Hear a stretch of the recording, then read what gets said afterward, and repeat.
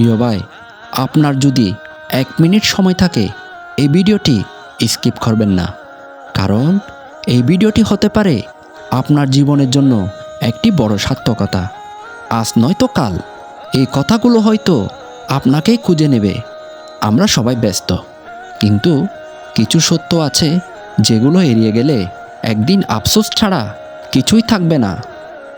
যখন আমরা সেজদায় মাথা নিচু করি, এটি শুধু শারীরিক নয়, আত্মার এক গভীর নিবেদন। সেই সময় হৃদয় বিনস্র হয়ে আল্লাহর সামনে পৌঁছায়। সেজদায় মানুষ অনুভব করে আমরা কত ছোট, আল্লাহ কত মহান। আমাদের সব কষ্ট, দুঃখ, আশা এবং প্রার্থনা এক বিন্দুতে আল্লাহর কাছে পৌঁছায়। সেজদা করার 3টা ফজিলত রয়েছে। 1.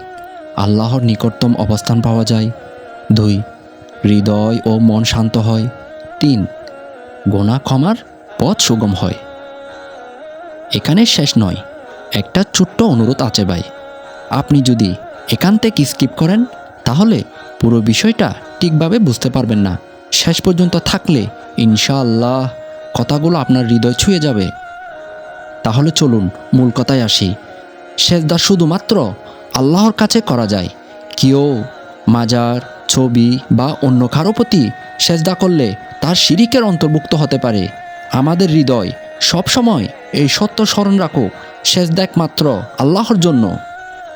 প্রিয় ভাই, আজ নিজেকে কিছু মুহূর্ত দিন, সেজদায় ডুবে যান। শুধু বলা নয়, অনুভব করুন সেই শান্তি, সেই সমর্পণ সত্যিই অমূল্য। প্রিয় ভাই এবং বোন আমার, এই মুহূর্তটি মিস করবেন না। সেজদা করুন আল্লাহর কাছে, নিজেকে ঋণমুক্ত করুন এখনই। আপনি যদি আমার চ্যানেলে নতুন হয়ে থাকেন তাহলে চ্যানেলটি এখনই সাবস্ক্রাইব করুন। আল্লাহর পথে চলুন, জান্নাতের আলো খুঁজে পান। এরকম সুন্দর সুন্দর ইসলামিক বার্তা পেতে চ্যানেলটি সাবস্ক্রাইব করে আমাদের সাথে থাকবেন। ধন্যবাদ।